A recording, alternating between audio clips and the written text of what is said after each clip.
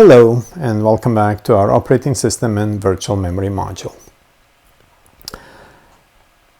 By now we know pretty well how does the virtual memory system work, and we even know how to implement it. So all what is left is to evaluate its performance. And we even actually know that because we are going to be using the same set of principles that we have used for evaluating the performance of our cache. So to get started, let's compare cache and virtual memory system. So whatever in the cache version, whatever we used to call a block or a line is going to correspond to a page in a virtual memory system. Cache misses correspond to page faults. Block sizes in caches were 32 to 64 bytes. Typical page size that we are dealing with is 4 KB. Sometimes page sizes are a little bit smaller, 2 KB, can be larger, 8 or 16 KB, but we typically deal with 4 KB pages. Placement in cache can be direct mapped or n-way set associative. Generally in virtual memory systems, our pages are fully associative. TLBs are fully associative. Replacement policy in cache can be least recently used or random or anything in between those two.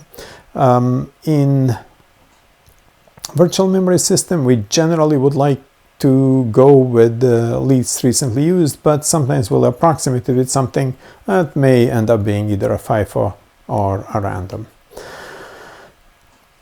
When we talk about write back policy, writing back to the to DRAM in case of a cache, we have options for write through and write back. In virtual memory systems, we only write back because the penalty of writing through to the disk is so high. So we're ready to evaluate the performance. Performance in a virtual memory system is going to be evaluated in the same way how we evaluated the performance of our cache system. Virtual memory is the level of memory that is below the main memory. In our previous calculations, everything stopped at the main memory at the DRAM level. Now, virtual memory extends the DRAM into the cache through paging. Our virtual memory extends the DRAM into a disk by using paging. So although TLB comes before the cache, it affects the data, data transfers from the disk to the main memory. So in our previous calculations, main memory was the lowest level. We just need to account for cases where our data is actually not in the DRAM, but we have to go all the way to a disk to retrieve it. So same metrics of cycles per instruction and average memory access times are going to apply, but this time we are going to treat our main memory as some kind of an intermediate level cache. So we are going to go through L1 cache hit misses speculations, or calculations, then L2 hits and misses, then we are going to hit into the DRAM or miss and end up in the disk. So here are some of the parameters that we care about. So when we calculated, in our calculations we had CPU, cache and a primary memory. Now we are going to have CPU, primary memory and the secondary memory.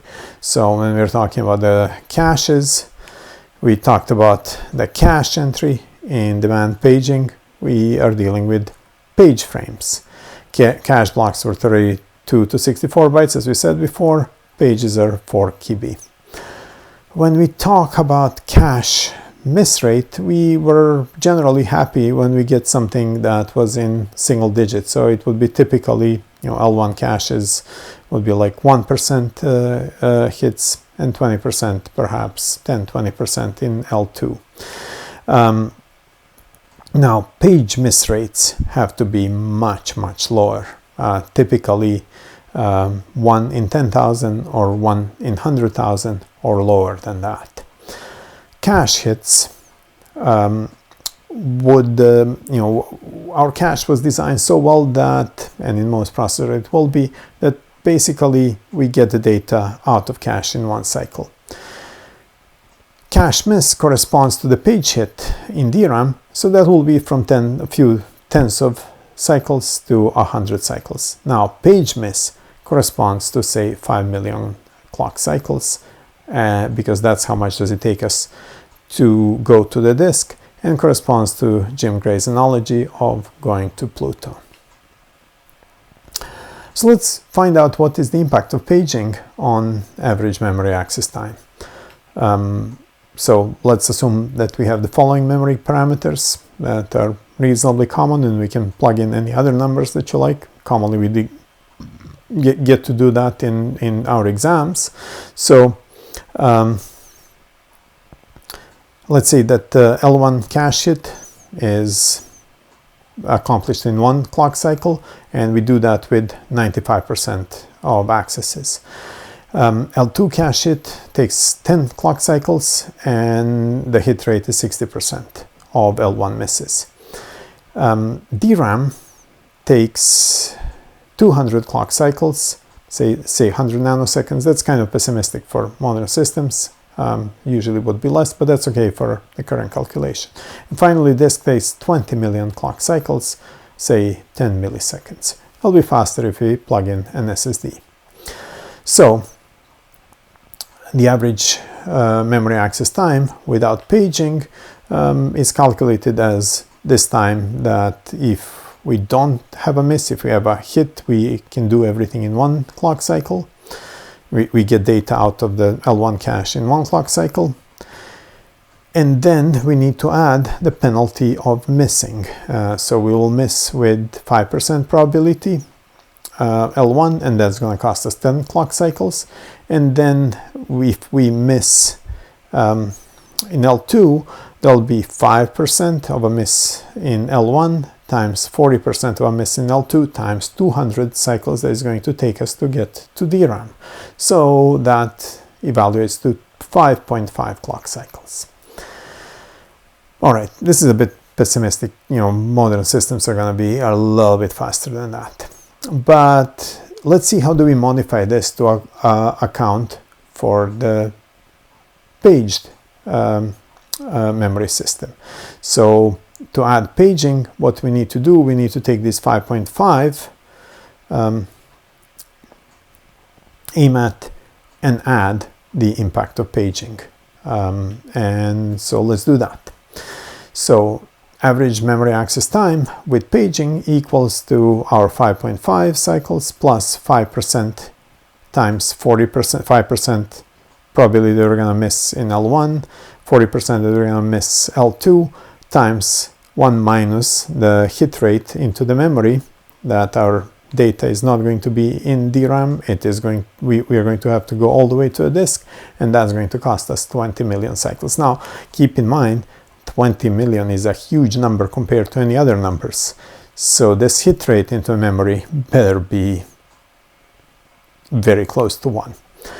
So we mentioned it has to be better than 99%, but let's just take a look at what happens if it is just 99%. So we plug that in, 5.5 plus 0.2 times 0.01, that is 1 minus 99% times 20 million.